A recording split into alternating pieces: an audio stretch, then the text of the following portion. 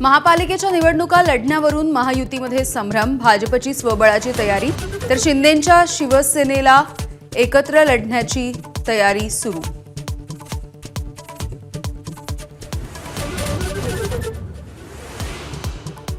आरोपांची राळ उठवणाऱ्या सुरेश धस यांनीच घेतली धनंजय मुंडेंची भेट। मुंडेंच्या निवासस्थानी भेट घेतल्याचं धस यांनी केलं मान्य। प्रकृतीची विचारपूस करण्यामध्ये काहीही गैर नसल्याचं व्यक्त केलं मत।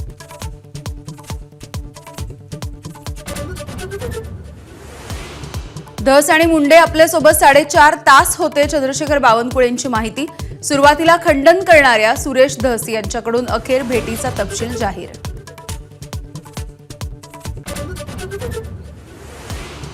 ठाकरेंना धक्का दिल्याच्या नंतर एकनाथ शिंदे आज रत्नागिरीच्या दौऱ्यावर। दुपारी 2:30 वाजता रत्नागिरीमध्ये शिंदेंची आभार सभा। नाशिकमध्ये मनसेचे 20हून अधिक पदाधिकारी कार्यकर्ते भाजप प्रवेश करणार। महानगरपालिका निवडणुकांच्या आधी नाशिकमध्ये मनसेला खिंडार। गेल्या महिन्यातच राज ठाकरेंनी घेतली होती पदाधिकाऱ्यांची भेट। मुंबई आर्थिक गुन्हे शाखेकडून न्यू इंडिया बँक अनियमिततेचा तपास सुरू। बँकेच्या प्रतिनिधींचे जबाब नोंदवण्याचं काम सुरू।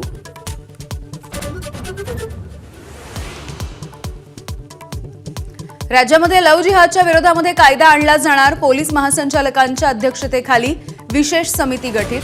लव्ह जिहाद, फसवणूक, बळजबरीचं धर्मांतरण रोखण्यासाठी पाऊल। नागपूरमध्ये जीबीएसच्या रुग्णाचा मृत्यू। 45 वर्षीय रुग्णाचा आयसीयूमध्ये उपचाराच्या दरम्यान मृत्यू।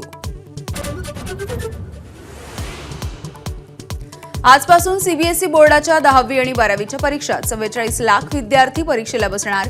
10वीची परीक्षा 18 मार्च पर्यंत तर 12वीची परीक्षा 4 एप्रिल पर्यंत। शनी शिंगणापूरमध्ये शनिदेवाला ब्रँडेड तेलानेच अभिषेक करावा लागणार। भेसळीच्या तेलामुळे शिळेची झीज होत असल्याचं उघड। 1 मार्च पासून निर्णय लागू।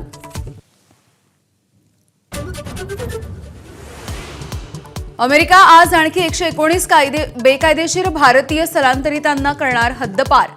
भारतामधून अवैधपणे अमेरिकेमध्ये गेलेल्या स्थलांतरितांना मायदेशी पाठवणारं दुसरं विमान आज अमृतसर विमानतळावरती उतरणार।